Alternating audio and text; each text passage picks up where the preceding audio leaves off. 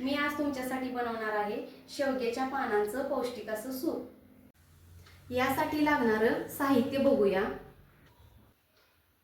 2 वाटी शेवग्याची पाने, 2 चमचे मूग डाळ, 1 चिरलेला टोमॅटो, 1 चिरलेला कांदा, 5 ते 6 लसूण पाकळ्या, 1 चमचा सैंधव मीठ, थोडीशी हळद आणि हिंग पावडर आणि 4 ते 5 मिरे आणि 1 चमचा जिरे।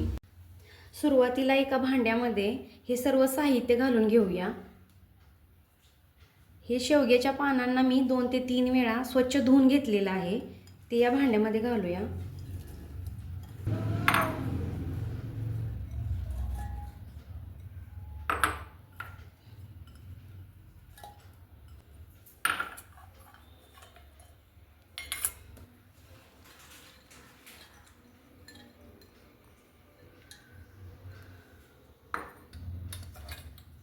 एक चमचा सैंधव मीठ,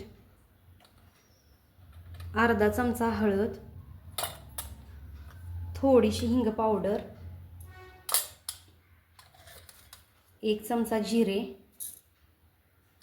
आणि 5 ते 7 होतील एवढे मिरे। यामध्ये 1 ग्लास पाणी घालूया।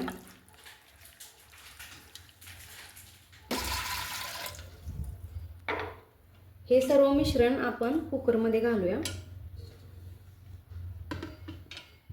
त्याच्यावरती प्लेट झाकून घ्यायचे आणि कुकरला 3 शिट्ट्या द्यायच्या।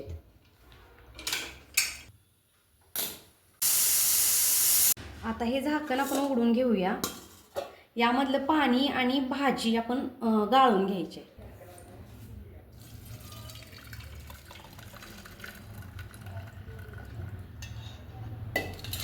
हे मिश्रण आता आपण थंड होऊन द्यायचं आहे।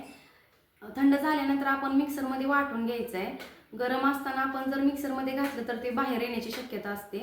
मग आपण हे मिश्रण थंड होऊन देऊया, तोपर्यंत आपण याचे फायदे बघूया। शेवग्याच्या पानांचे सूप आपल्या आरोग्यासाठी अतिशय महत्त्वाचे आहे।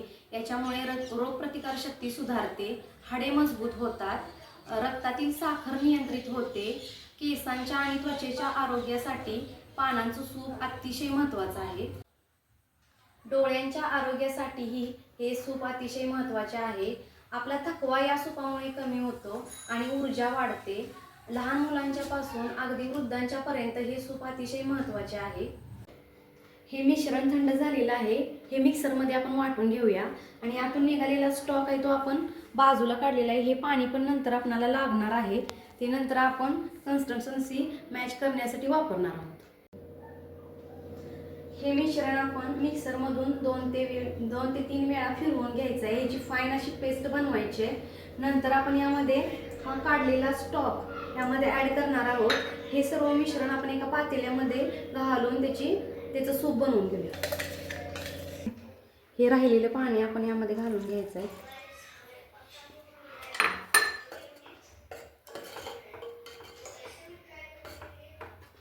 आता ह्या मिक्सरच्या भांड्यामध्ये आपण पाणी घालून घेऊया आणि हे सर्व त्यामध्ये घालून घ्यायचं।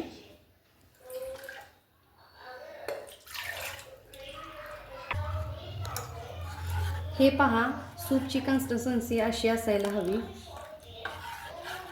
5 मिनिटं आपण याला उकळून घ्यायचं आहे।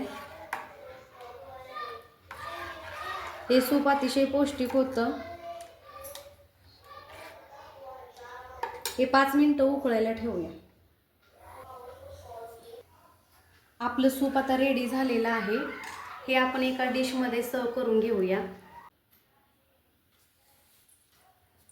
आपलं सूप आता रेडी झालेलं आहे। सूपला कलर किती छान आलेला आहे, तुम्ही बघू शकता। तुम्हाला रेसिपी कशी वाटली कमेंट बॉक्समध्ये नक्की सांगा आणि आमच्या ASK किचन क्यू चॅनेलला लाईक करा, शेअर करा आणि सबस्क्राईब करा। थँक्यू।